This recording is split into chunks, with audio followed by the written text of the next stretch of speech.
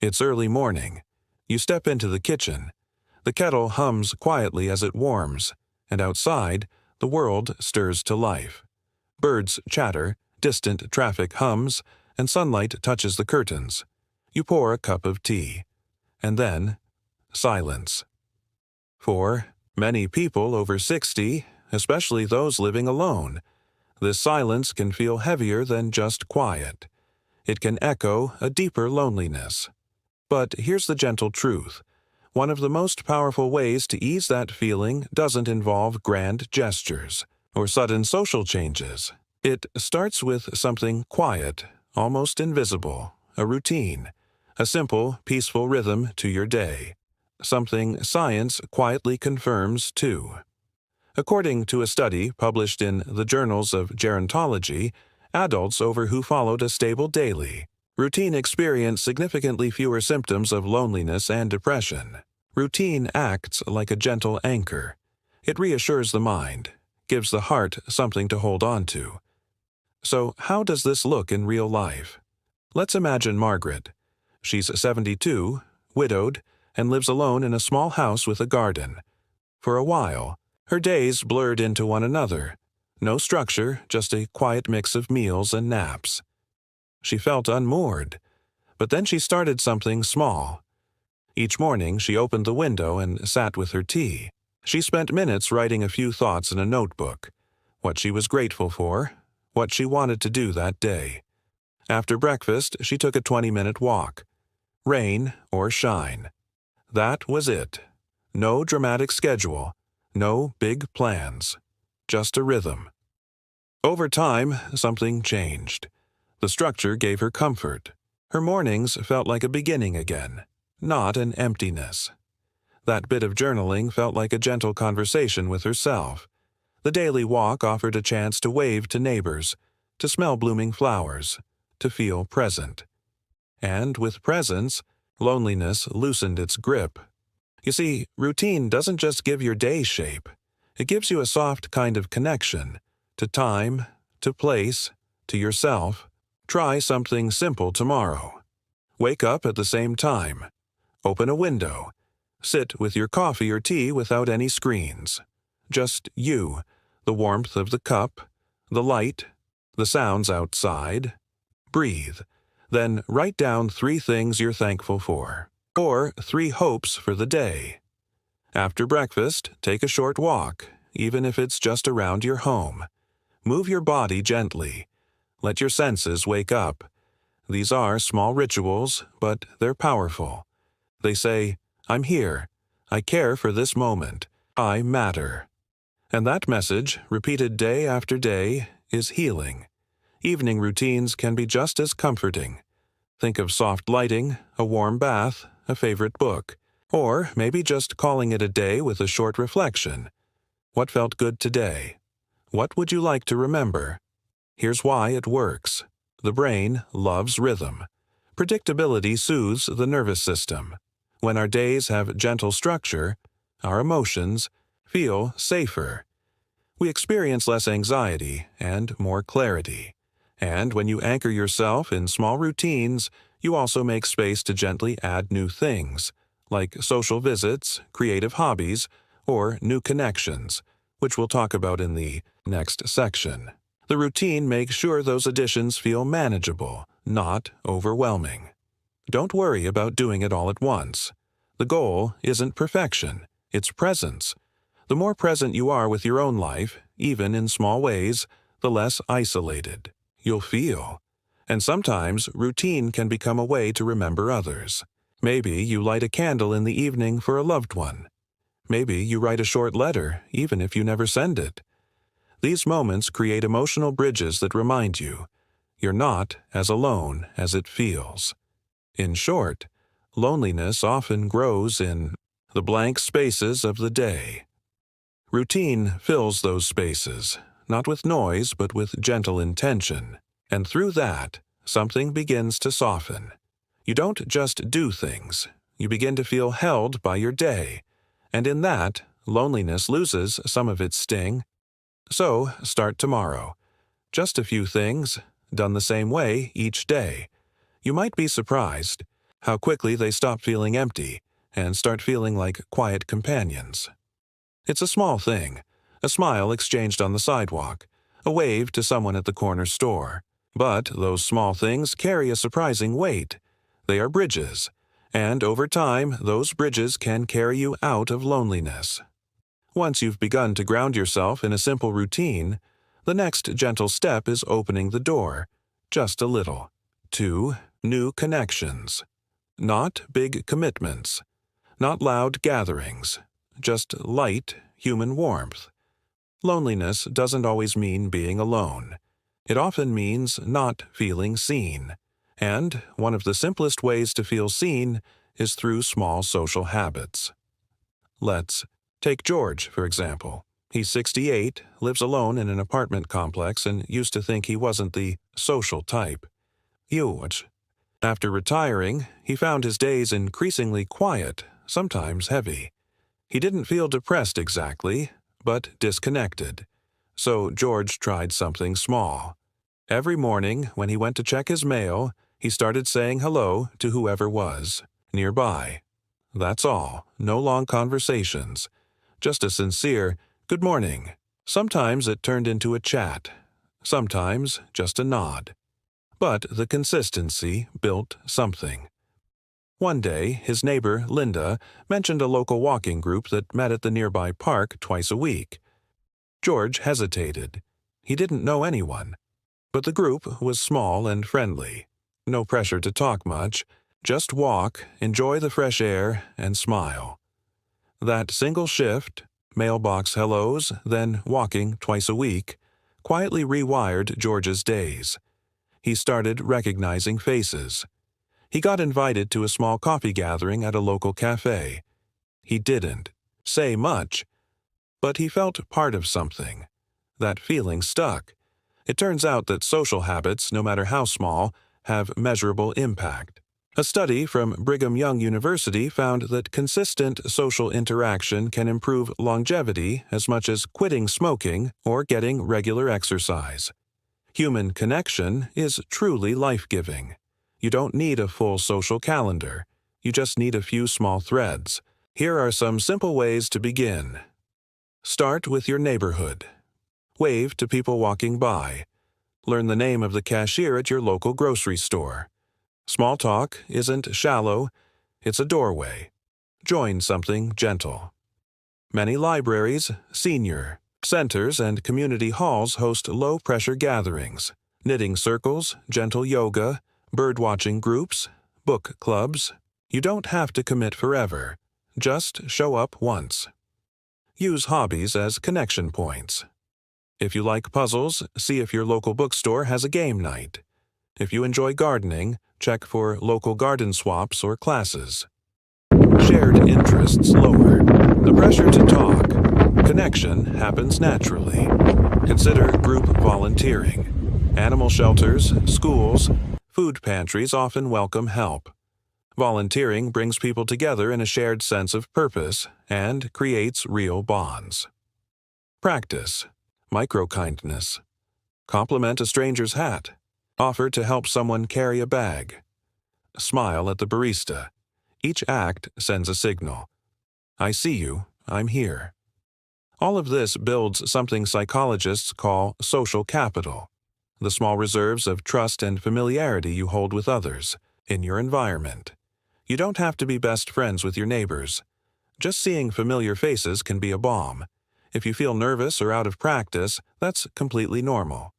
Social skills, like muscles, get rusty without use. But they come back, slowly, gently, with time. You might be surprised how many others are also hoping for someone to say hello first. Especially in the over 60 crowd, many are navigating their own version of loneliness. And here's another little secret. You don't have to click with everyone. Just making the effort opens the door. You're building confidence and resilience, even when a moment feels awkward. Connection isn't about perfection. It's about presence. As your social threads gently build, they also support your emotional health. According to the National Institute on Aging, Older adults with more social ties experience lower rates of cognitive decline and higher levels of well-being. You don't just feel better, you stay healthier too. So ask yourself, is there one place I could show up this week? One person I could greet? One activity I could try? Start with what feels safe. That might mean sitting in the library for a quiet hour, or asking a friend to join you at a community lunch, or even just leaving your front door open while you tend to your garden. That small act makes you visible, and being visible invites connection. Remember, too, that building community isn't instant. It's like watering a plant. You show up, you offer a little, you return. Over time, trust grows. Familiarity blossoms. And then, one day, it no longer feels like reaching out. It feels like, let's take a quiet moment to acknowledge something that many overfeel. The world moves fast. Technology moves even faster. And sometimes it can feel like everyone else is already connected in ways that seem confusing or overwhelming. But here's a comforting truth. You don't need to be a tech expert to feel close to others. You only need to find a few tools that work for you and use them in a way that fits your pace. Technology doesn't have to be loud or complicated. In fact, when used gently and intentionally, it can become one of the most powerful ways to stay socially connected and emotionally supported, even if you live alone. Let's meet Anita. She's and was never too interested in phones or computers. For a long time, she used a flip phone and wrote letters by hand. But during the pandemic, when visits became difficult, her granddaughter gifted her a tablet with a video call app already installed. At first, Anita hesitated. "Too many buttons," she said, but her granddaughter walked her through it, slowly, one step at a time. Soon, they were video chatting every Sunday. Anita could see her great-grandson learning to walk, share stories face-to-face, and even read bedtime stories across the miles. That one small change transformed her sense of connection. No long-distance visit could replace in-person hugs, but the video calls came close. She felt included again, and not just by family. She started attending a virtual poetry club that met once a week over Zoom. Here's the quiet beauty of technology. When it works for you, it becomes an extension of your life. Not a replacement, not a distraction. Just another way to stay linked. And the science supports it. A study in the Journal of Medical Internet Research found that older adults who used video chat and messaging apps at least once a week reported significantly lower levels of loneliness and increased emotional well-being compared to those who didn't. Even just seeing a friendly face on a screen can trigger the brain's social reward system, releasing the same calming chemicals as a real-life encounter. So, how can you start? Here are a few gentle, low-pressure ways to use technology for connection. Video calls with loved ones. Ask a family member to set up FaceTime, WhatsApp, or Zoom on a device for you. Start with short chats, 10 minutes once a week. Seeing a familiar face makes a world of difference. Voice messages. If typing feels tiring, try sending short voice recordings instead of texts. Most phones allow you to press a button, speak, and send. It's more personal than a text, and easier on the fingers. Group texts or chats. You can join a small family or friends group where people share photos, recipes, or cheerful thoughts. You don't have to reply often, just knowing the thread. There can ease isolation. Online hobby groups. Whether it's birdwatching, quilting, history, or crossword puzzles, there's likely a Facebook group or Zoom meetup that welcomes new members. Many local libraries offer virtual clubs that are calm and beginner-friendly. YouTube for connection. Yes, even watching videos like this one can help you feel less alone. Channels like Wisderly are designed to talk with you, not at you. Leave a comment. You might make a new friend. If you're not sure where to begin, ask someone close to you to walk through it with you. That could be a grandchild, a neighbor, or even a friendly staff member at the library or community center. Many towns now offer tech help for seniors, classes with patient teachers and simple language. And remember, it's okay to forget steps or ask the same question more than once. That's part of learning. Don't worry about being good at it. This isn't about mastering every app. It's about picking one or two small tools that help you feel more connected. And it's also okay to set limits. You don't need to be online all day. In fact, creating gentle boundaries, like turning off screens an hour before bed or choosing just one app to check daily, can help you feel in control of your digital space. Another tip: consider a check-in buddy. This can be someone who texts or calls you once a week, or whom you reach out to. It could be a family member, friend, or even someone from a support group. These tiny, regular check-ins, whether through phone or text, can offer incredible emotional stability. The key is this: use technology on your terms. Slowly, simply, and in ways that feel comforting. Like sending a letter, only faster. Because loneliness isn't always solved by presence alone. Sometimes just knowing someone is thinking of you, even from far away, is enough to lighten the heart, and that's what technology, at its best, can offer: a quiet bridge between hearts. Not a substitute for real life, but a thread that holds us together across time, space, and distance. So don't be afraid to try. Begin with one small step. Ask someone to help. Press one button. Let a smile greet you through a screen. Let someone hear your voice. Even, as we've seen, small social habits and a gentle embrace of technology can go a long way in easing loneliness. But there's another essential piece of the puzzle, one that often goes overlooked, yet sits at the heart of emotional resilience after 60. Nurturing your inner world. Even in moments when company isn't available and the phone is silent, there are things you can do that gently shift how you feel inside. And one of the most powerful tools in your corner is meaningful engagement, having something to look forward to, something to create, something that brings a quiet sense of purpose to your day. Let's visit Helen, a 72-year-old widow who lives in a small cottage outside a town. Her days used to feel long and empty, especially after her husband passed away. For a while, she tried to stay busy with chores, but it wasn't enough. It was during a long winter that she rediscovered an old box of watercolors and brushes tucked away in her closet. She hadn't painted since her 30s. On a whim, she cleared a little space by the kitchen window and began sketching again. Not every day, not masterpieces, just soft brushstrokes, one flower at a time. Soon, her mornings had meaning. She woke up and thought, "What color should I use today?" Then she started mailing the finished pieces to her grandchildren. They're delighted. Responses turned her quiet hobby into a connection loop. Art as a love letter. What Helen found is something researchers have confirmed again and again. Purpose protects us. A study published in JAMA Network Open followed over 6 older adults and found that those who reported a stronger sense of purpose were significantly less likely to experience feelings of loneliness or depression.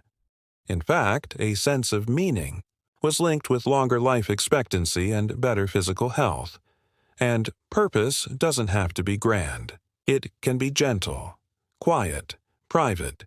Here are some simple ways to bring gentle purpose into your life, even if you live alone. Knitting, painting, gardening, baking, puzzles, woodwork, using your hands to make or care for something taps into a primal sense of satisfaction. It brings you into the present and leaves behind a trace of effort, a scarf, a pie, a blooming window box. These acts say, "I shaped this. I made something beautiful today." Even 5 minutes a day adds up to something bigger than you expect. A project gives your days shape and momentum. It could be organizing family photos into an album, writing down your memories, learning to play a few songs on an instrument, cataloging birds in your backyard. The point isn't productivity, it's continuity, something to return to, something that says, today mattered. Many older adults find joy in writing short life stories or recording audio memories for their grandchildren. This not only combats loneliness, it creates legacy. Exercise is often discussed as a physical tool, but its emotional benefits are profound. A short daily walk, stretching with music, or dancing in your living room can lift your mood significantly. You don't need to go to a gym. Just let your body move through space in a way that feels kind. Even brief time outdoors, feeling the sun on your face, hearing birdsong, touching soil, can ease loneliness. Nature offers us a form of company that asks for nothing but your presence. Try tending a few pots on your windowsill or sitting near a tree with a warm drink. Let the rhythm of the seasons soothe your spirit. Loneliness can sometimes carry a whisper of self-judgment. Why am I alone? What's wrong with me? These thoughts, though understandable, are rarely true. Replace them with gentle self-care. Begin the day with a positive affirmation. I am enough just as I am. Light a candle for yourself during dinner. Wrap yourself in a soft blanket and listen to your favorite music. Speak to yourself as you would to a dear friend. When you nurture your inner world, you create a stable, kind companion within yourself. Here's the quiet truth. Meaning and engagement are forms of emotional scaffolding. They support your spirit, especially on days when connection feels distant.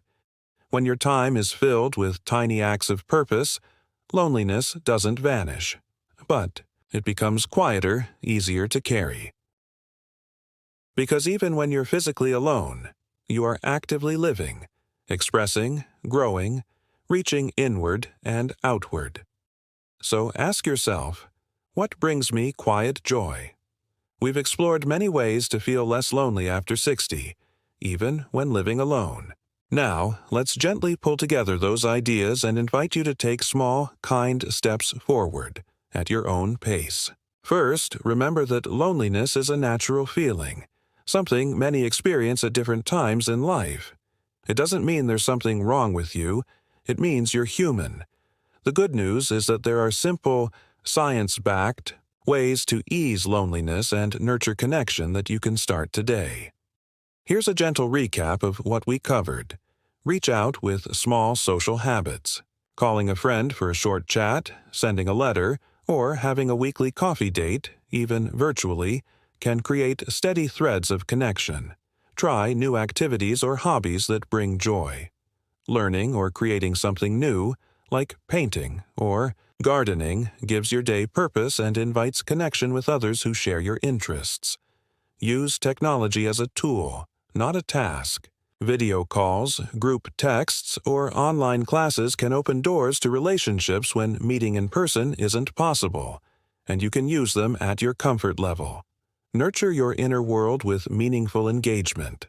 Small, intentional acts like moving gently, spending time in nature, or practicing self-kindness can shift your emotional landscape and make loneliness easier to bear. Take one gentle step at a time. You don't have to do everything at once. Choose one thing that feels doable and inviting. Let it grow naturally without pressure. It's okay to start slow.